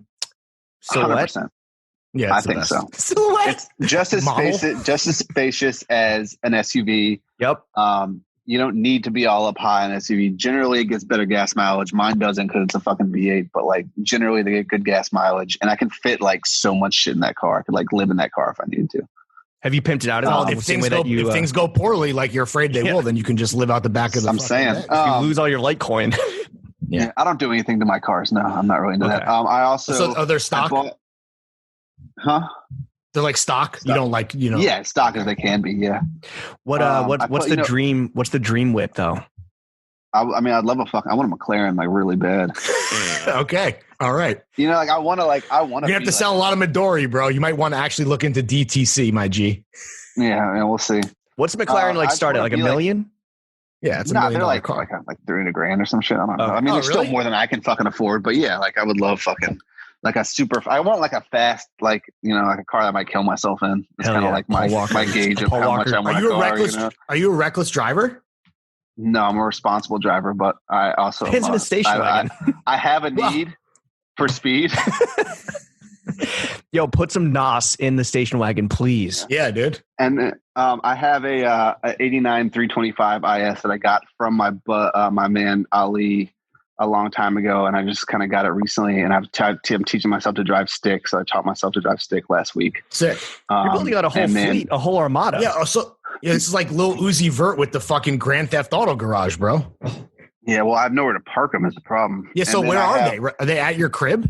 Like just like yeah, on the streets getting dirty. And then I have a 91 G wagon, which I bought like last year. I bought it at the Brooklyn Flea from this dude who sells rugs. That he like lives in Spain half the year, and he imported it in. And I bought it, and my girl was like, "You shouldn't buy this fucking truck." And I was like, "Yeah, you know, I'm gonna buy it." And I sent it to my man who does car shit in Virginia, and he's like, "This truck is fucked, bro." And so it's finally ready after like a year. Shit! Constant work. I'm supposed to get it next week. Yeah, it's getting shipped. It's getting shipped out to you. You don't have to go back to VA to get it. Yeah, correct. Yeah. So we're at 3 more, and you got one for every day of the week. Yeah. I do not for every mood. I'm trying to get rid of them. It's a constant battle between, you know, what my girl wants to drive or like what I kind of want versus like what she thinks we need. So I'm just put the keys in round 2. Yeah, maybe I will. All right, and what's the dream whip? One day, or it's a McLaren, right? It's a McLaren. It's a McLaren. Yeah, McLaren. Okay. Yeah, I'll get a McLaren if I want to. Or you got to keep the station wagon for your day to day. In like 5 years, I'll probably buy like a used Urus, you know, for like $45,000. Nice. All right, Luke, I mean, to have this fleet, right? You obviously are a successful guy. Yeah. Even if it could all end tomorrow. So we want to know, what is the first piece of foundational advice you would give to somebody, a listener, one of our 18 million listeners at home, who is thinking about opening up their own shop or getting into the kind of John's fashion space? I think for me, like learning to deal with like risk aversion and just doing the shit as opposed to sitting around and thinking about it all the time is super important. I think not having imposter syndrome and thinking that you're not cool enough to be in this space or do this is important, because if you care enough about it, it doesn't really matter what other people think, because your work will kind of speak for itself if you know what you're doing or you have any type of talent. So those would be my two things. A, just go ahead and do it, like take the plunge, like if you're young, especially, like I remember, when we started the shop when I was 24 and I was like, this like could ruin my life if I like quit my job and do this. But it's like, bro, you're fucking 24. Like just do this shit.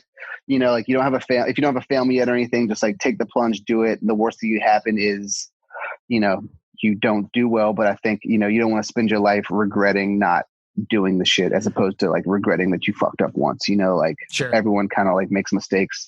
And then also just like don't think that like you're not cool enough to do this. Like there's a lot of people who are in this industry who are super successful who I don't think are cool people, but like people love them. A majority of them, to be honest. Do you, and I think be true to yourself, and I think it'll show through and people will respect it. In an alternate timeline where Luke never quits his job at Wells Fargo, how miserable is that pice of shit? I guess if I'm a manager making like 120 grand a year in VA, I might be kind of gassed, like might have 9 cars drunk every weekend. Yeah. Might have 9 cars. So maybe don't quit your job. Maybe stick with the. But, I don't know. I don't care to know. I don't think I'd be doing many podcasts if I was in that life, and that in itself would be which is why it's totally worth it. Chase your dreams, and one day you too might be on a podcast.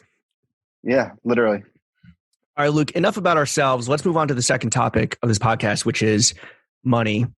Right? Yeah. Something we all love and have varying amounts of. It's clear that you love things and you love stuff. And, I think you are like actually inspiring to kids that want to like make it on their own and make it on their own terms. And in this day and age, salary transparency is a topic that was once taboo. And yet it is kind of important to be like, knowing your worth and understanding like how to make it in this world, in this capitalist structure we live in. So I guess it's a long way of saying, how much money do you make? Yeah. Enough to afford all the things that we talked about in the last segment. All right. How much money would you like to make? Yeah. Have you thought about that? What's the ideal number? Yeah. What's the number? What is Jeff Bezos at? Many trillions. Here's the thing. Everyone wants to eat billionaires, so I think I'd be happy being 100 millionaire, just under the radar. What a humble guy! That's the very big review, dude. A centimillionaire like Kanye West or whatever the fuck. Exactly. I think being a billionaire is not fair to the rest of us, but I think 100 million is fair. Yeah. Is there under Biden's tax plan? You don't want to be a billionaire. Yeah, exactly. Is there anything that we haven't talked about that you like to spend your money on? We've talked a lot about like food and whips and Johns, tats. Is there anything that you haven't, or even fitness you probably spend money on? What else are we missing when it comes to you blowing a bag on you, number one? Or your girl, I guess. Hummingbird feeder the other day.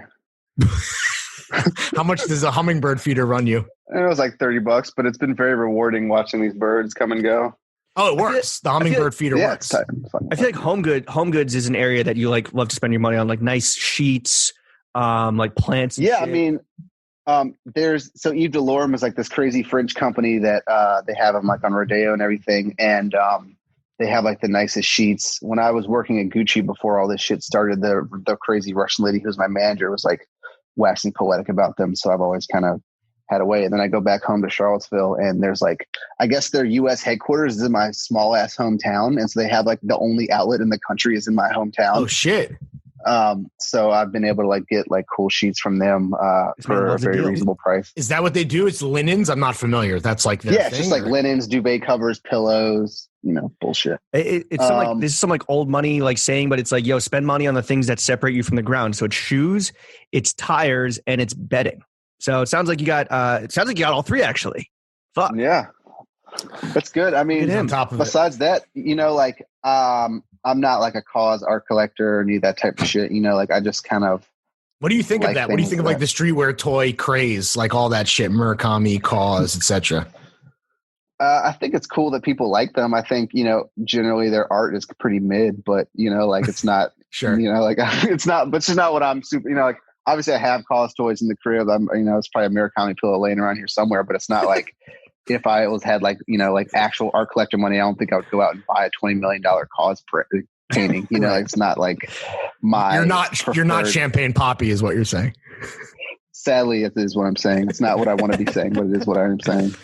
All right. Well, if you're not out here fucking blowing bagiolis on Brian's art, what is the most you've ever spent in a single day? On anything?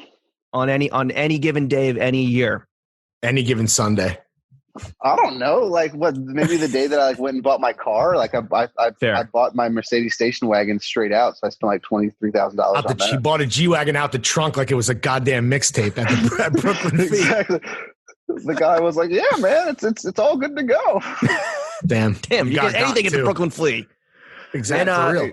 Between like there's so many round tree stores, like we kind of have lost count. Like how many are there actually? Like how many locations? I think we're at 7 now. God damn. One for every whip. That's counting our vintage concepts as well. Right. And which one does pull in the most fucking cash? Yeah. I think it really depends because, at least between the three most major cities, New York, LA, Chicago, like, a beautiful day in LES, there's going to be tons of people out. Chicago summer, there are tons of people out shopping, but, November 19th in New York and Chicago may be slow because it's rainy and shitty out, but LA, it's nice every single day. So it's like, it just depends on the time of the year. And also like pre-COVID, like, Basel and Miami would maybe crush all the other stores too. So like, it really just depends on the time of year, kind of like the circumstances.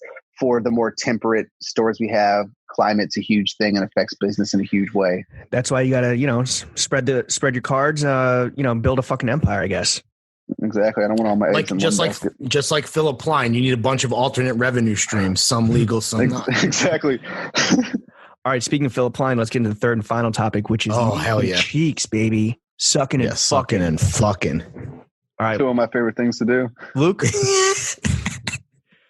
let's not speak about, your significant other like that. You are wifed up currently or boot up, but you did mention that your DMs are currently a war zone. I guess, like, what are people... Loris, did I send you the thing from yesterday? You did. You absolutely did. Getting fucking... He's getting it from all angles, you know what I'm saying? Yeah. Which is literally which is great. So, like, there's this, like, ongoing thing where a lot of my social media followers think that maybe still do think that I'm gay, which to me is sweet. Like, if I'm giving off gay dude vibes, I think that means I'm doing something right. Like, or Candace Owen, according to Candace Owens, you're ruining Western society. Yeah. So there's that. Men are meant to be men. She said that about Ari Styles. She said, fellas, is it gay to get a fit off? That's what she said. One of my favorite tweets of all time is like, I miss when men went to war and died, or like knew how to build shit, like we build things in this country. I'm completely fucking useless, like I can't, I hire cats rabbits to build IKEA furniture, Fire. But even though you're off the market, like, what do you think it is that people are drawn to about you? Is it like the entrepreneurship and building your own empire and being a part of that? Is it the mind of a scientist, the fucking striking good looks? Yeah. Is it the Southern boy charm? I think it's just the complete package. If the only thing missing is. So what you're saying is you're the complete package is what you're saying. I think it's on the record. It's the humbleness. I think I am the complete under 6 foot package. Yes. I think if you're looking for, I may not be there, but I think everything else. I am. You're the most humble guy that you know, obviously. Also, my humility is a huge thing, and I'm just like so sick of everyone downplaying my humility.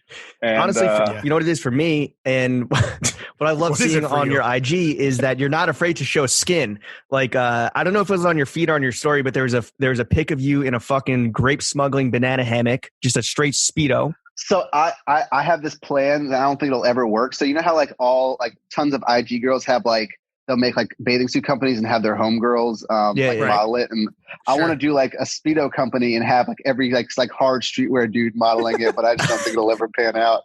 But like, you don't think Sponto from Born and Raised is going to fucking be in Venice? Yeah, I don't know if Gil will be down to run a Speedo with me, but But okay, so the Speedo pic, there's a bathtub pic of you enjoying some wings, ranch, so funny, and like workout thirst traps. Like, so first of all, I respect that. That's awesome. But like, what's the typical reaction from both sexes when you do post one of these like Luke Mook thirst traps?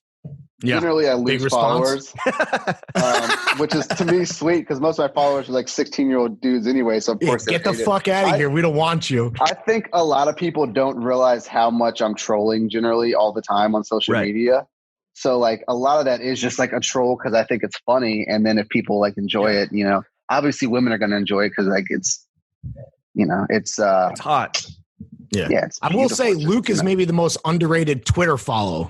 I know, like, you know, in the fashion space, we're all hot, sexy dudes that use IG, but like there's a brain behind the body, and you gotta follow. You gotta toss this man a follow. Yep, you won't be disappointed. It's the same as my Instagram. Hit me up, holler at me. All right. Well, speaking of my LinkedIn stories are fucking popping. Oh yeah, how are the fleets? Yeah, my Excel stories are really popping. Yeah, those that's where he does his best work is in Excel. Yeah. I would say probably that's just or Google Docs. The Google Docs is fucking lit. All right, speaking of brains and brawn, let's throw it over to our Grom, our only Grom. Unfortunately, Chef could not be with us tonight, but Chuck is here. And Chuck, in this segment, 30 Seconds of Thirst, we're going to turn the mic over to him. He's going to ask you anything, pitch you on something. Chuck, take it away, buddy. All right, Luke, so I know round 2 had like the YouTube show, which was like extremely poppin'. And I'm wondering, like, do you think like, and it was like one of the first like stores that I saw that was like it was kind of like a reality show and like gave shine to like your guys' employees and stuff, and was like a way to kind of get people in the door. Do you see that evolving? And like you personally, do you ever see yourself like having your own kind of shit or your own, maybe like a podcast type of situation? I would love to have like a show on TV. Like I would love to have a cooking show on Food Network. I'd love to have like a travel show somewhere. Like I feel like being on TV is probably the easiest fucking job in the world.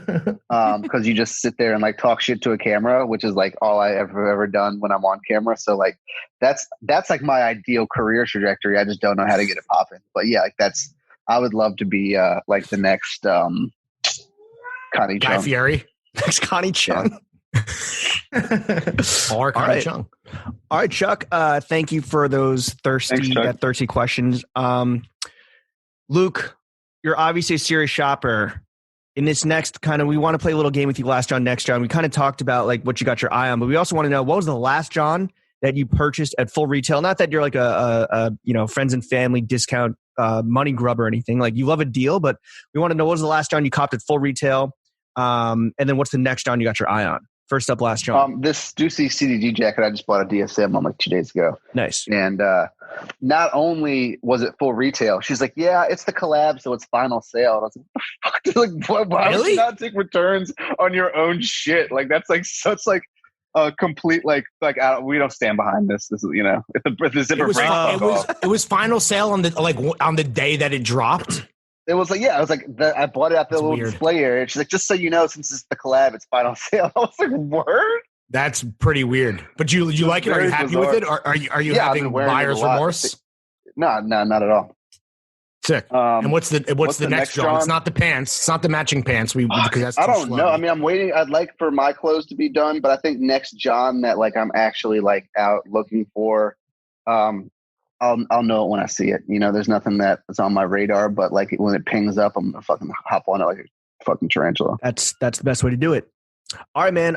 Luke, you're clearly a man of exquisite, specific taste. We want to play exquisite in our next segment. Specific. Fuck with, not fuck with. We're going to throw some categories at you. That's a working title. Still working on the title. We're going to throw some categories at you. I think it's good. Yeah, you like it? You don't need to lie to our face, bro. Do you fuck with it or do you not fuck with it? I think fuck with it, not fuck with it's not catchy enough. Right. We need more words, less brevity. What about having working title as part of the segment? Does that upstream it a bit for you, or is that a bit too? I think I really appreciate the self-awareness. Yeah. Thank you, man. Well, we want to know, speaking of self-awareness, we want to know what you're fucking with, what you're not fucking with. First up, sneakers. What sneakers are you fucking with right now? Yeah, what's the rotation? Obviously, if you Jordan are wearing 1s, sneakers.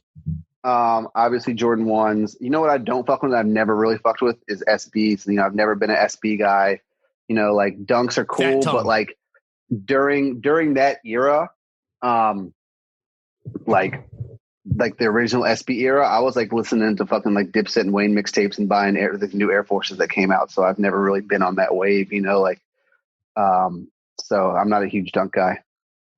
What do you think of that resurgence right now? Just like, it's just not for you. But like, the funniest thing to me, but the best thing to me about the resurgence is since the day that we opened our store in 2013, every dude with an SB collection has been like, I'll sell them to you for this price, but they're going to be worth $1 million next year. And I'm like, word, do you want the $50 for these or not? But now, they're vindicated because anyone who actually held this shit, like is vindicated because of that. Shout out Russ broke and vindicated. How's that? Nice little talk about for your ass. I knew it. You can sleep at night, but you don't have a box spring, buddy. Yeah, exactly. What else are you fucking with besides ones right now?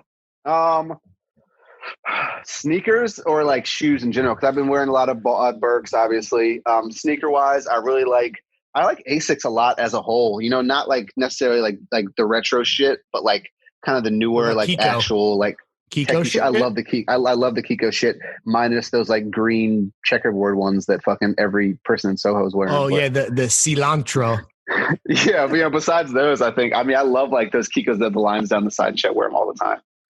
Word. And then besides the SBs, anything else you're not fucking with that you want to put on blast? Yeah, that are like overrated or like off-whites or who knows, whatever else. Yeah, listen, like that shit's not like I like the off-white Jordans that have been coming out, and like they're dropping those running shoes I like as off-white, so I'll probably get those for the LOLs. But like, I think seeing dudes like wear the stuff from the 10 now is kind of cringy because it's just like. I feel like it's like that goes with Philip Plein. It's like, oh, sick, like you're Jordan 1s. So you think there's dudes out there wearing like the OG, the 10 Prestos with like Philip Plein jeans? You've seen that? I would say it's probably Philip Plein joggers, but yeah. Okay, excuse me. Right. Watch your mouth, Lawrence. Oh, how the mighty have fallen. That's tough. I think that there are. I think that's probably I'm stunned mindset. Yeah, maybe check out Nobu Malibu. Mount Rushmore? What's your Mount Rushmore of sneakers all time? Clearly Jordan 1s, but like, top 4 unranked, just like GOAT, and be as specific as you want as far as like colorway. Air Force One, probably the low top West Indies ones, the yellow. Yeah. I don't really wear them as much anymore, but I think Royal ones were always amazing. I think Space Jam 11s are like a classic and one that I always wanted. And then great New Balances, 992s. Hell yeah. Is there 992? Has there ever been a sneaker that 992s? Has there ever been a sneaker? Whatever the Moes are wearing. Has there ever been a sneaker that you coveted that you couldn't get your hands on? Yeah, there's been plenty. I think like, and this is kind of like I think there are like a lot of older Air Maxes that even if I got them now, they wouldn't be wearable. So that's probably like an gettable shoe. Right. Like there's a lot of shit from what I consider the golden era of sneakers, which is like the orange box era, like, early 2000s to the time I finished high school in 07, 08 that are really good. And I would love to have, but they're just like, they'll crumble if you wear them. So there's no, right. All right. What about, I'm not fucking that. What about non-sneaker footwear? You mentioned that you're fucking with Birks right now. What else are you fucking with, in the footwear realm? I bought those Bottega puddle boots and then I saw 9 people wear them on Instagram and I went and returned them. What color did you have for I had the line, people. I had the line before you had them. Because Bari was running the rubber bands and standing in the bathtub. So I saw that. No, he's standing in the toilet, bro. He was standing in the toilet. Standing in the toilet. I like the. I think it was actually Imran Potato who was standing in the toilet. But the fact that I even said that as a sentence is, yeah. Shout out Imran Potato. Bottega stuff. I just got some Bottega like loafers, not the super chunky ones, but just the ones with a bunch of tassels. The 3 tasseled one, right? It has like 3 tassels. 6. Yeah, it's like fucking Chimera. Crazy. And then I like Celine shit a lot. It's like it's like not SLP, but it's the same shit. But it's still cool. It's like cool in a douchey way. And now that I'm a little bit skinnier, I'm starting to feel my, I'm like, oh, okay.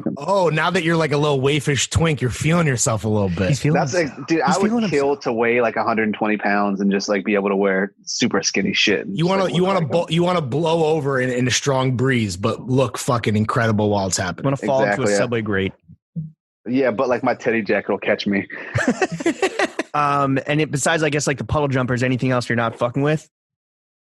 I fuck with them. I just like I think they're kind of burnt because everyone's wearing them. And also those fucking Landvin DC3 Osiris's. Oh yeah, what the fuck? Those are ridiculous. The fat laces. That's just like the fashion. Like fashion kids get on shit, and then everyone wears the same shit.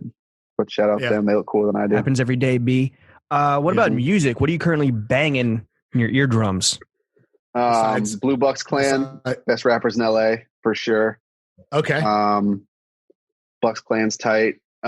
Free 03 Greedo. I like Greedo. Obviously Free old Gucci Man from back in the day is always going to be some mixtape era Gucci. He's gonna wash the verses. I think that's probably has already came out, and you guys can make your own decisions based on that.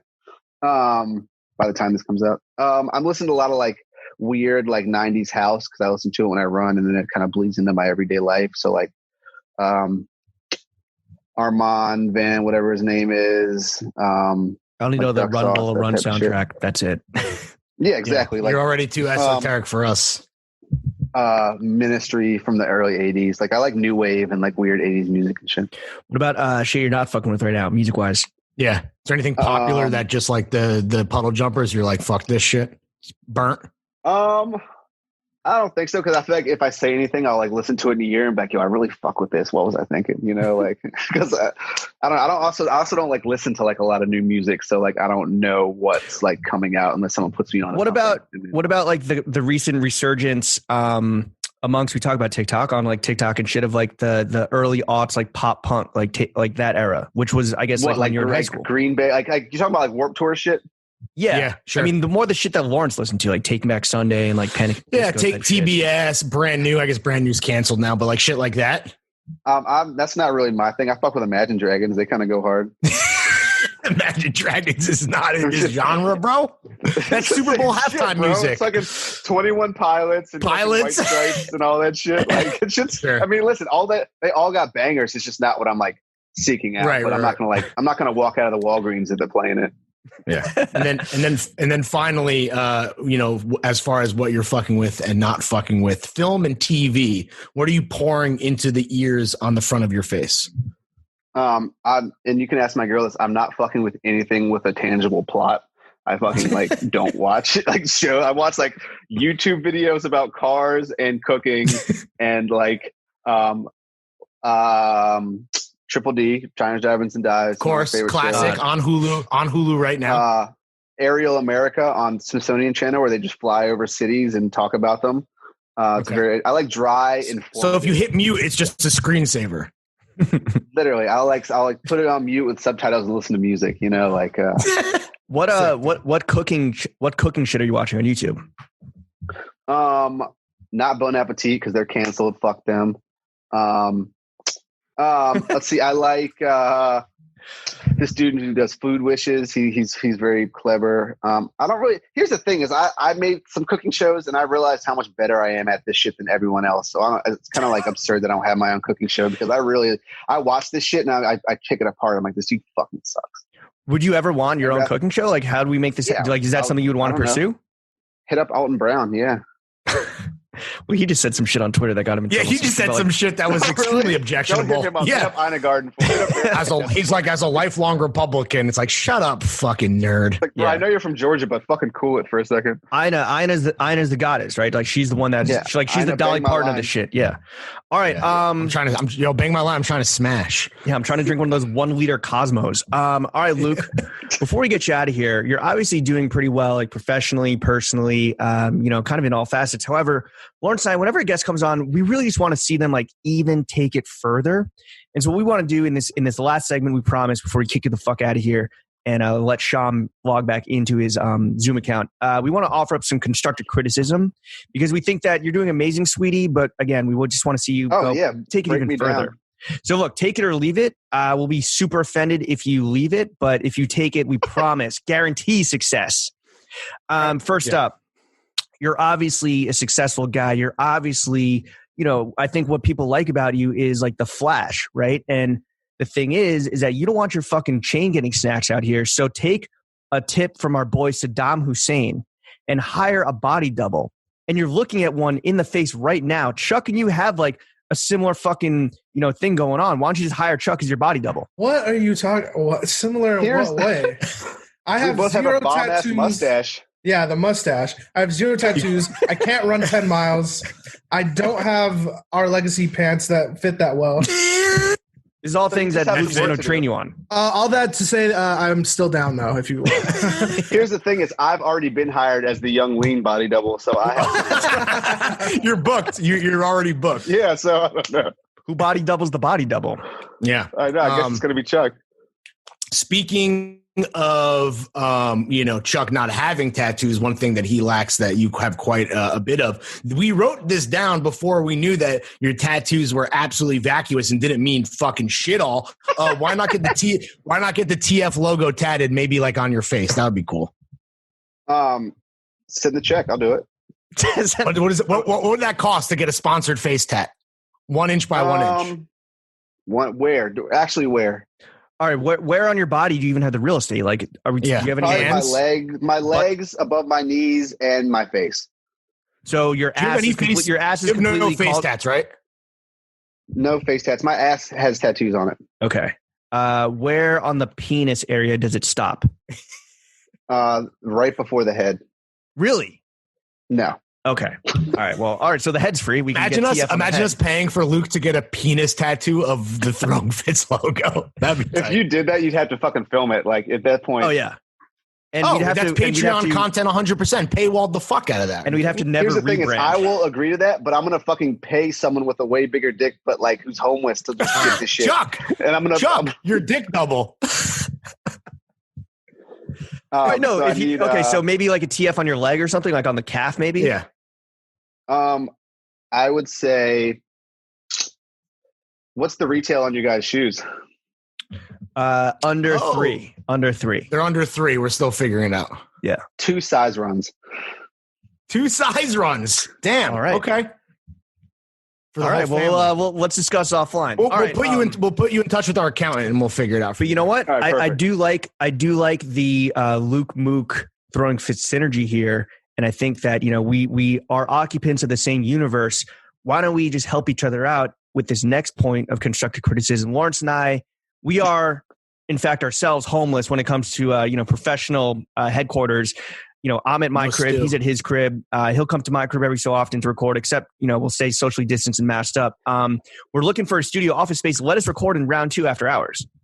Yeah. Let me talk to my people. We're not going to touch anything on the walls. We'll lock up. I thought you were going to ask me that. I thought you were going to ask me to co-host if one of you guys got COVID. With that build up. Or that. But you're too busy on doing Young Lean's podcast, so I don't know if you're going to have time for this. You know what I'm saying? Yeah, I'm too busy trying to decipher Swedish.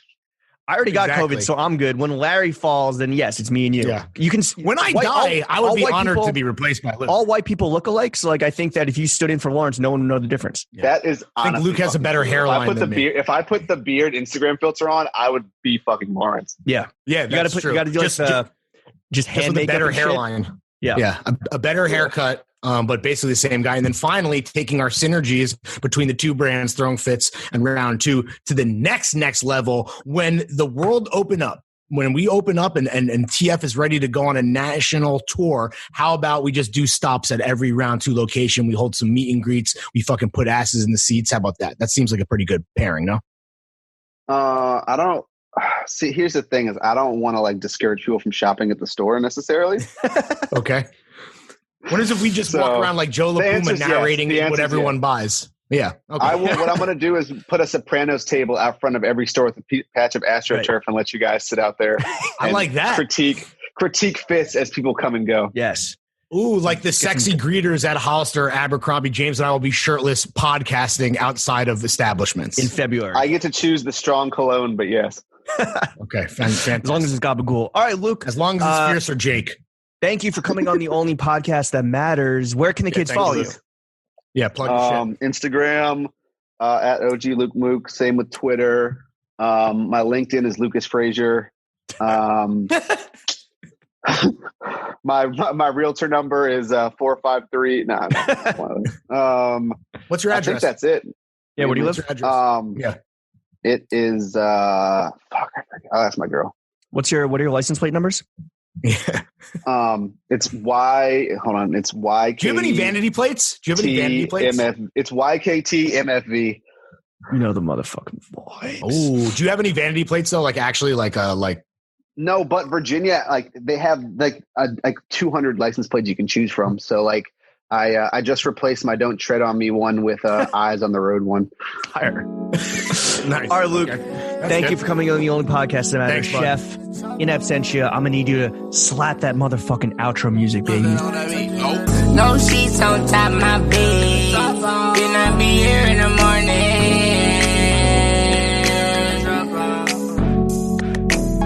No sheets on top my bed. In the morning, mama, no sheets on top my bed. Then I be here in the morning. She's only here when I'm trap house, I'ma blow it back out. Hell no, we can't kick it, baby, don't you try to pass out. I can't even trust you, gotta fuck you with my Mac out. Hundreds in the safe, baby, I can't leave the cash out. Mask on, mask off, Robbie getting crack off. Fuck me and my niggas, baby, we gon' have to crack off. Sleeping in the trap house, fucking in the blackout. Still up in the Pyrex, I'm just trying to get a track out. Rock out with them racks out, and I fuck once, can't run back. In and out that trap house, I spend dollars, make fun back. Shut up, baby, what crack bout? And the nigga feel me, you done that. Bitch, my name Rob, bitch, ain't bout money, then fuck that. no sheets on top my bed. Then I be here in the morning.